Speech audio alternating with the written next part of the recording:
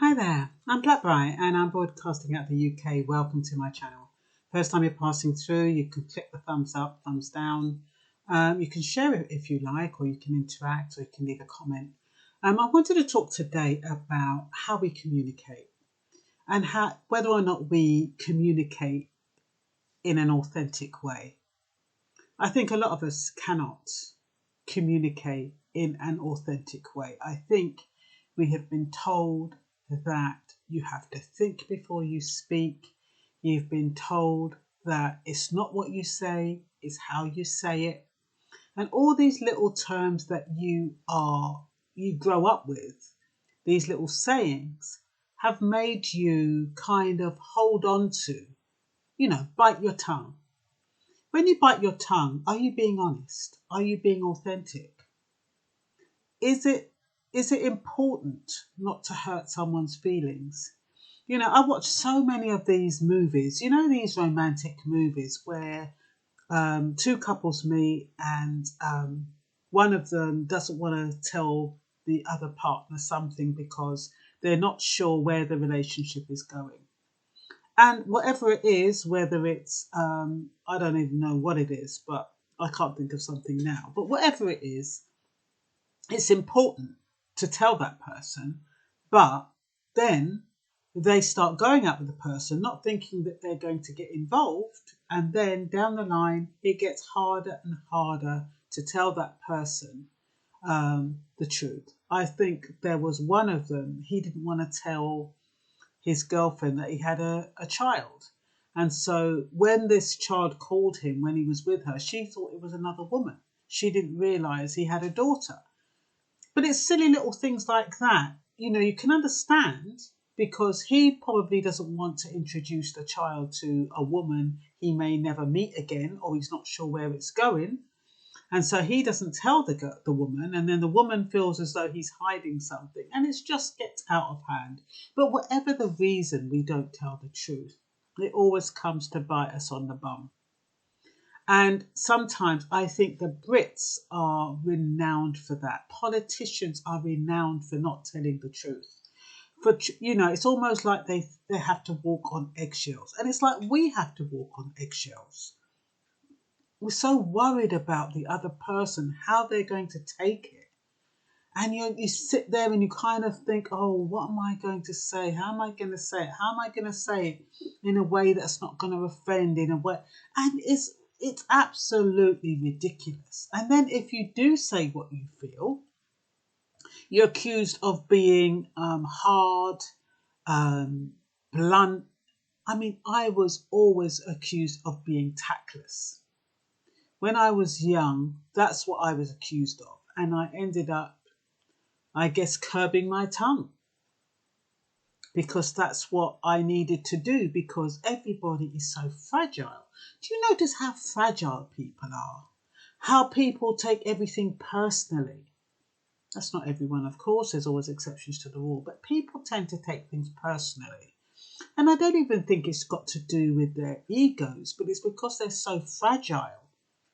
They're not really strong enough to take any kind of criticism, any kind of feedback, anything at all. So you end up kind of tiptoeing around people and not being able to say what you really want to say. How does that make you feel? That makes you feel as though you're being dishonest. It makes you feel as though you're not being authentic. And as much as you'd love to just be able to tell somebody exactly how you feel, you can't. My mother always used to say, you get more with honey than you do with vinegar. And what she used to do when her husband or my stepfather used to pee her off or get her really angry, she always used to say, I never had it out with him while he was angry. While he was angry, I kept quiet. And then when he was in a good mood, she'd say when he was in a good mood, but I think when he wanted a bit, she would then raise the issue. And she said he was more receptive. So is it about a time and a place then? Is it about the right time and the right place? They always say when two people are angry, it's not a good time to have a discussion or an argument.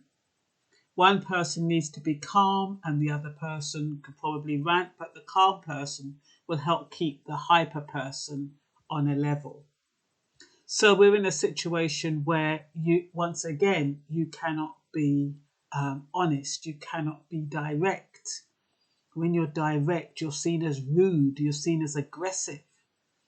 And especially in the UK, they go round and round the houses with their language. You don't even know whether you're coming or going.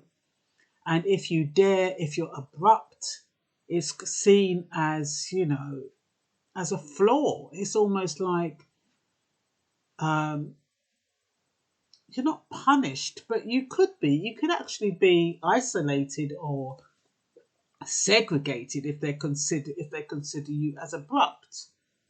I mean, I remember somebody who was at work and she was very abrupt, and it did used to pee me off.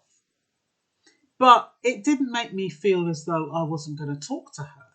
It did make me feel as though, isn't there a better way for you to say that? But there again, that means I'm going against what I'm saying to you. But I think there is a way to say something. That they say it's not what you say, it's how you say it. But once again, if you have to think about how you say something, you're already compromising yourself. So how do you communicate effectively with other people without peeing them off? I think you have to put yourself in their shoes, number one, and that means you can't be emotive, you can't be emotional, because good communication cannot happen when you're hyper, if you're angry or if you're upset. You can't communicate well, because good communication takes patience and it takes a calmness. And you do have to kind of think. But if you are in a position where you are calm, that means you are more likely to think about what you're saying. And I struggle sometimes when I'm thinking about what I'm saying. I struggle and I dither and I kind of say, or whatever it is when I'm trying to be, whether it's politically correct in these videos even, because I can't say what I want to say all the time. Sometimes I do have to be careful, but I think that creates discipline, and I think it's good when you have to think sometimes. I think as long as you get out what you need to say without offending someone, I think that's fine. The fact that you're not being non-authentic. You're still being authentic because you're still saying what you want to say. It's just that you're giving it some consideration about how you're saying it. So you're not really compromising yourself. It's like when couples live together, you can either say, you really piss me off when you leave all that stuff on the floor. Or you could say, it would really be helpful if you put those things away when you took them off. Or it'd be helpful if you, instead of saying, oh, you never help me do anything, you could say, it'd be really helpful if, you help me in the kitchen, keep me company, I wash, you dry. You're still getting the result that you want. But, when you're talking with emotion and you're angry and you've let everything boil up, you don't know how it's going to come out. So what have I put here? Sometimes when we talk, is it a desire to be approved of? Sometimes we don't want to speak how we feel because we're seeking approval. We don't want people to think less of us. We don't want people to shun us. So we say a lot of things that we think people want to hear. Now, if you're saying something that you think someone wants to hear and it's not being honest, then you're not being authentic. And you should never say something that you believe somebody wants to hear if you don't mean it. That's a downhill spiral. So when you can't say what you want to say, how does that make you feel?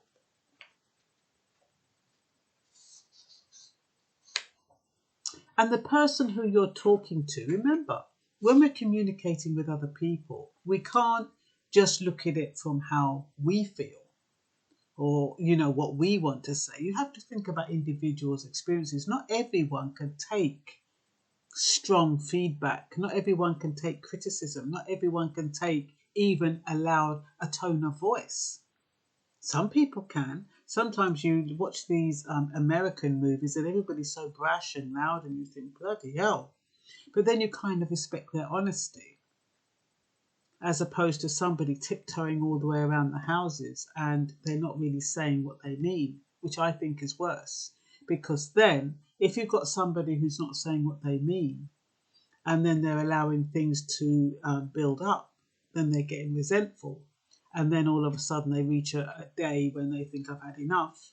And that individual's saying, oh, well, but we spoke about this last week. She was fine. She said everything was okay. Or he said everything was okay. And now they've up and left, or now they're not speaking to me, whatever it is. So you need to say what you want to say. And sometimes and when you want to say something and somebody pees you off, you know when they pee you off. But you don't have to react at that time. What you can do is you can wait, like my mum does. I think she waited a few weeks before she raised it she raised it to her husband about what had peed her off. So what you can do is, if somebody pees you off, you can just take it and write it down, so you don't forget, and don't leave it too long, because otherwise they're going to say, oh, why did you wait so long? That happened weeks ago. Why are you bringing it up now? So you don't want that kind of response. But you do want a response that is well thought out and that you actually say what you want to say. So you can write that out so it's in your mind. And then maybe the next day or the day after, you can say, I've been thinking about it, hun. And make sure you're endearing and affectionate. And you can say, I was thinking about it, hun. When we had that discussion the other day, or when you got angry with me, it was really because of A, B, C, D, and E. And I didn't know how to say that at the time. But after thinking about it, this is the reason why I reacted away, or this is the reason why I ignored you, or this is the reason why, I didn't do A, B, C, D, and E. And so that person has an understanding, but you're not leaving them in the lurch, but you've also had time. And it's a skill. You have to learn it. It's not going to come naturally to everyone. But it is about biting your tongue. It is about thinking before you speak. And all of those words of wisdom have been given to us for a reason. And because the thing is, once you say something, you can't take it back. So if you say something out of turn, or something that, on the spur of the moment, you can't then take it back. And sometimes they say what comes out of your mouth reflects what's in your heart. And it's what you really mean. And they say what you say in anger is the truth. It's not what you say when you're normal and when everything's going well. That's not what the truth is. The truth is what you say on the spur of the moment when you're angry and upset. And yes, you can say, oh, I was angry, I was upset, I drank too much. But you were speaking the truth at that moment. And that person knows, and that's why it's more hurtful and you cannot take it back. So that is why it is important for you to just zip it just for 24 hours and see how you can respond to it. See the best way you can respond to it. Like I said, it is a skill and it's not easy, especially if you're a reactive type of person. So we are always taught to be positive, but what happens if you don't feel positive? Do you have to say, oh, I'm fine, when you feel like crap inside? What do you do with that? How do you communicate how you really feel without burdening someone, or without feeling as though you're burdening someone? How do you communicate that in a way that's going to get you the result that you want? I think sometimes it is about, once again, thinking about your feelings. Where are those feelings coming from? Are they coming from the person that you're with, or are they coming from a past experience? Are you projecting? You have to kind of get that feeling. What is it? What's making you feel so upset? What's making you so angry at that person? And then once you kind of work that out, and it is about self-reflection, it is about being self-aware. People who react and just act impromptu and say, oh, this is the way I am, lump it or leave it or whatever people say, it's not going to get them anywhere. You do really need to think about, are you misdirecting? Are you speaking to that person the way you wanted to speak to somebody else who made you angry, but you didn't have the courage or you didn't have the ability to tell that person? So you take it out on the one that you're with. So like I say, zip it for 24 hours and have a think about it and ask yourself, where are these emotions coming from? Why am I acting like this? How do I respond in a way that's going to get the result that I want? And the way you get the result you want is by being nice. As strange as it might seem, you'd be surprised. When you're nice, you can get anything. It's only like sometimes maybe situations change. I mean, some people, supposing you've been in a relationship and you've broken up and, you've had time to think about it, and you could be thinking to yourself, okay, I've thought about it. I'm going to be nice and I'm going to speak to that person and tell them that, I'm sorry about how I behaved. It was unreasonable. But that person might not be at the same place. That person might have moved on. It doesn't mean you can't be nice. It just means that you have to expect that you may not get the response that you want and be prepared for that in advance. So I don't like to say think of the worst case scenario. You can think of the best case scenario. But the point is just try to be prepared. Supposing it goes this way, how will I respond? Supposing it goes that way, what would I say in that situation? Supposing it goes that way, how would I respond in that situation? So you have 3 scenarios, and it does sound a bit contrived, but it's not really, because it is about communicating in a way that you protect yourself and you also get across the point you want. Now, supposing, like I said, it is about trying to reconcile with somebody you've hurt and you want to go back to and you don't know how to do it. And then, so what you would then be thinking of then is, okay, there's 3 scenarios. I'm going to tell her, I'm going to be sincere, I'm going to be nice, and I'm going to tell her that I've made a mistake, or him, and I want them back, or I want to try again. And that person is going to say, oh, I'm sorry, I'm seeing someone else. So how are you going to handle that? Are you going to handle it with anger? Are you going to handle it with understanding? Are you going to handle it with some kind of resentment? Or you're going to have a situation where you say, okay, I've had an argument with this person. I want to make it right. I'm going to tell them that I'm sorry. And, you're going to be prepared for, is that person going to say, okay, I forgive you. I forgive you, but I'm sorry. I've moved on. I can't be with you anymore. But, we can be friends. And I do appreciate you apologizing. You could be prepared for that situation. Or you can be prepared for the third situation. You've gone to that person, you've said you're sorry, and that person probably says, okay, we'll see how it goes. So it's about thinking about the outcome you want, thinking about if you don't get the outcome you want, and how you're going to manage it if you don't get the outcome you want. And you think about all of these things in advance so that when it happens, you don't react. You can manage it. You've prepared yourself for it. And this, I'm talking about relationships, but it could be in anything. It could be to do with an argument at work. It could be to do with any kind of altercation you've had.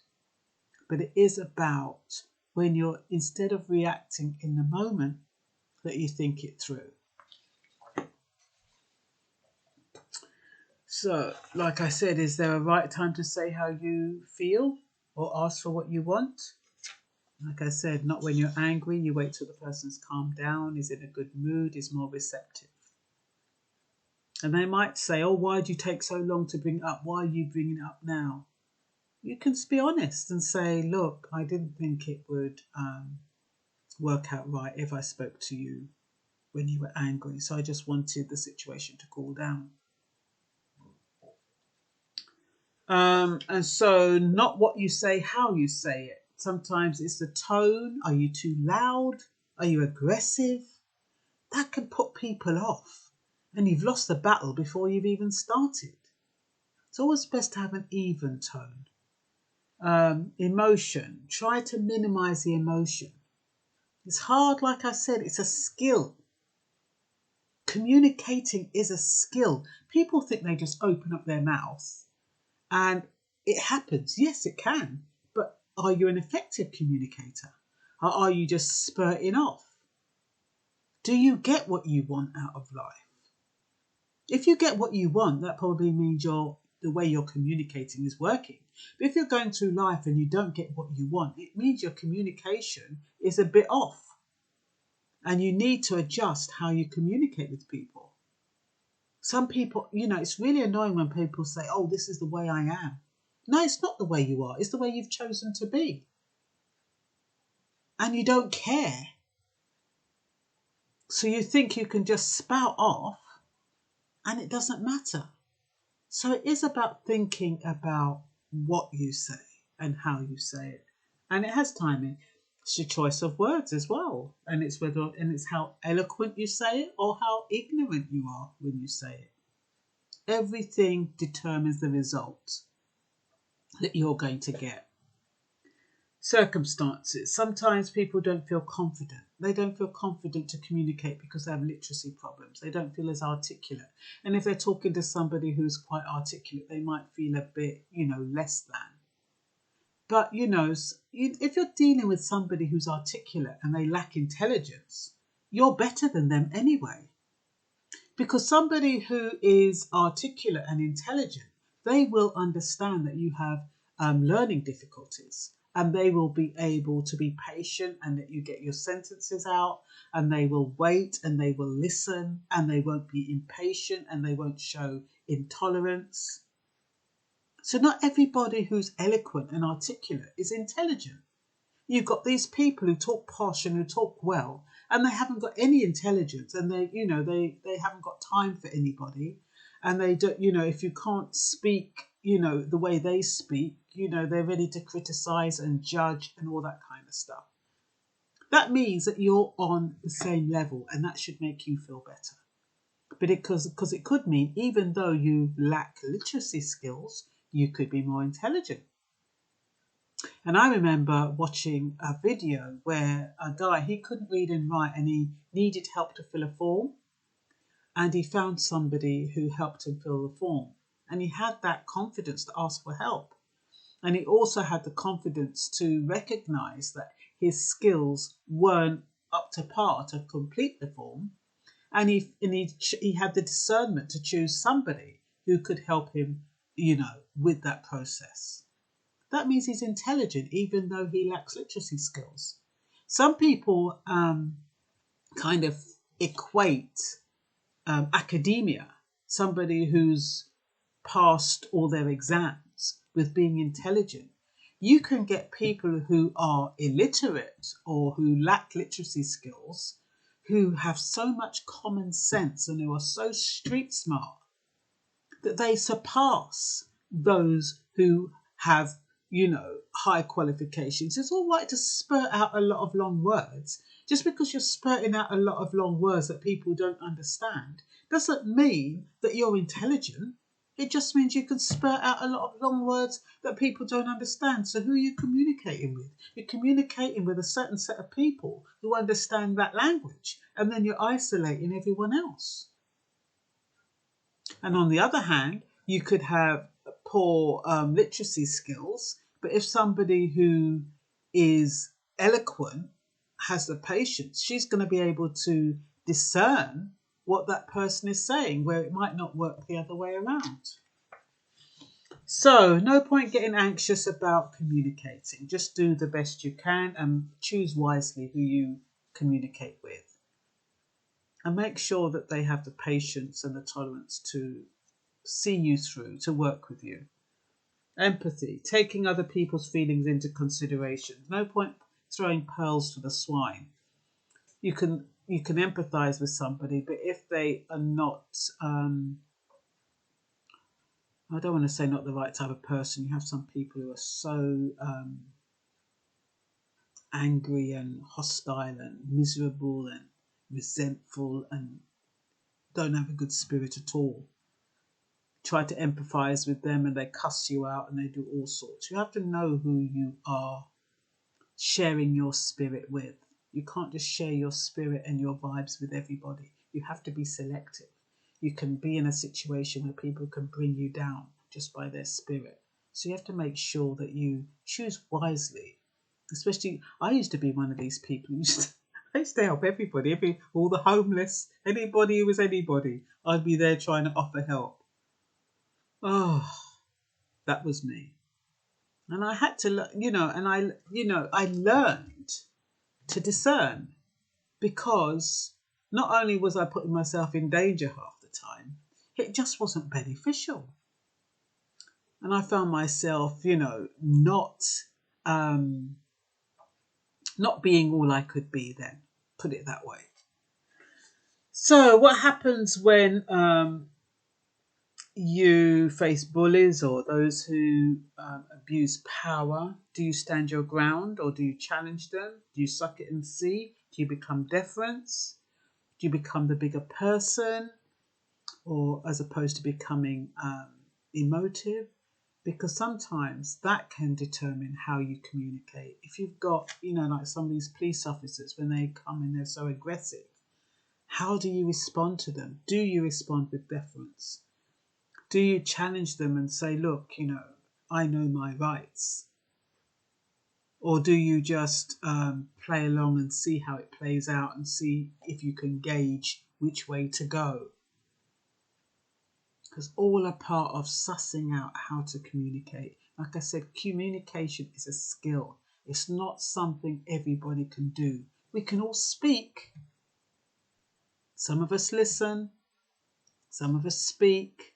But communicating, that means you communicate in a way that the person you're communicating with understands what you say, how you feel, and all of that kind of stuff. So don't think just because you're talking to your wife or your husband or the person at work that you're communicating with them and that they actually understand. Half the time, when you see these people, relationships break down because of lockdown, it's because for all these years, those people weren't communicating. They weren't even listening to each other. They were opening up their mouths and sounds were coming out, but they weren't communicating. If they was communicating, they would still be together, but they weren't. And so relationships broke down. Lots of relationships broke down during the lockdown because people didn't know how to communicate and they hadn't bothered to communicate. You have people, you have men who, when a woman says, "Oh, hon, I need that light fixed. Can you fix it for me?" "Yeah, yes, dear. Yeah. He hasn't even heard. You can hear a man say, "I'm not quite sure if I'm going to be able to keep this job that I'm in." Or he might just say, "I've heard talks. I heard talks in the locker room, that there's going to be redundancies." And instead of the wife saying, "Really? Is that going to affect you? Do you think do you think we're going to be in trouble? Do you think you're going to lose your job?" No, she doesn't hear that. She might say, "Oh, really? Oh, yeah, okay." And I just think that people don't listen. People speak, but people don't listen, and And it's very hard to listen because sometimes that individual has got so much in their minds that they want to say, that they want to respond to. I'm always doing it because I have a short memory. Don't you wouldn't believe it, but I do. Short memory. So sometimes if somebody's talking to me, I have this thought that I want to say and I'm going to forget it. But if I wait until they finish that sentence, I'm going to forget what I want to say. If I have an opportunity, I write it down. But most of the time, I butt in and I'm not listening. And yes, I'll say, excuse me and I'm sorry, but that's not the point. That's not what we're supposed to be doing. So it's being aware of that. And I am trying to get more aware of it. And I am trying to write down, make sure I have a piece of paper and write down notes so that if something comes into my head about what they're saying, then I can refer to it when they're finished. But a lot of people, we don't do that. It's human nature to say what we need to say. And then we're not listening. And because we're not listening, we miss stuff. And because we miss stuff, we're not communicating. The communication is one way. So, like I said, politicians, they're always watching what they say. So it lacks authenticity. And why do they watch what they say? Because they fear the repercussions. They fear riots. They fear discontent. They fear, they like to smooth the way to chaos. You know, if they know something bad's going to happen, they're not going to say, well, something bad's going to happen. They're going to try and wean us in, aren't they? Culture, you've also got the British culture. You know, the British culture is to be polite. It's very verbose. Do you notice how many words we need? How many words people say to say one thing? They go all the way around the houses, especially the posh ones. Goodness gracious, they say about 10 words when they could say one. But also it's about thinking before you speak. Sometimes when you're verbose, it gets lost in translation. So what you mean to say, by the time you've gone all the way around the houses, trying not to hurt somebody, trying to be diplomatic, the true meaning of what you want to say is lost. And then you have to think, oh my God, I really wanted to say this. I didn't really say it. So now I'm going to have to wait for another opportunity to say it again. So speak your truth in a respectful way. Do not feel ashamed of literacy levels. Do not worry about what people think of you or how you communicate. Do not seek approval because it's destructive. You know, because some people, they speak nicely because they're seeking friendships. You know, and they think, oh, I can't speak this way because if I speak this way, that person might not like me. And that's what happens with, especially with new relationships. You get people who are so nice. Oh, you can't get a better person. Polite, all of this kind of stuff. Not even 2 weeks or 3 weeks down the line, the real person comes out. And they can be totally opposite. They've learned to relax, they've got you under their wing, and boof, the communication has changed. Because they feel as though they don't have to pretend anymore. It's not right. It's not right at all. Be who you are. Be authentic. I'll tell you something with me. I'm not even going to go there. I'm not even going to go there. So anyway, we're living in times where we are being forced not to be authentic. Can you say what you really mean? If I say what I feel, will I be rejected, disproved, lose my job, be punished?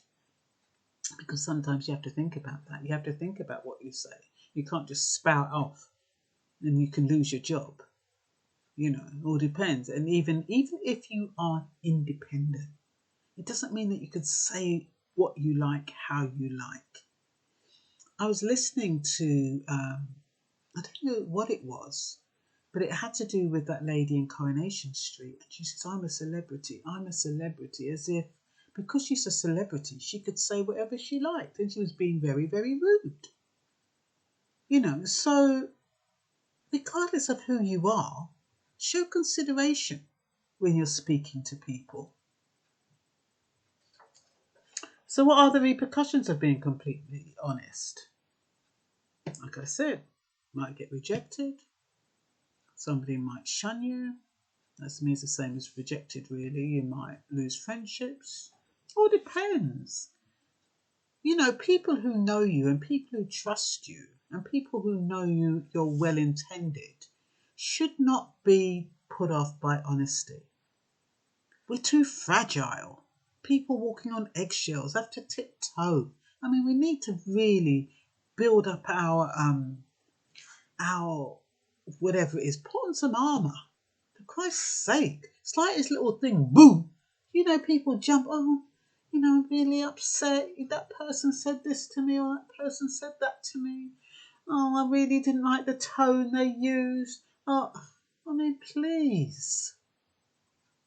It's not necessary. Some people, you know, they don't like feedback. If they get some feedback, they get all defensive and miserable, and, you know, they don't even want to talk about it. They just cut people off. You know, you have to learn to deal. Yes, it's not nice sometimes. They always say the truth hurts. The truth isn't very nice. The truth is painful. And that's why a lot of people, they don't end up telling the truth because they're trying to protect the other person. But they end up having to tell the truth in the end. And the same thing they were trying to avoid, they end up doing it anyway. So anyway, do we live in a control culture? Behave or else? That's what I was wondering, you know.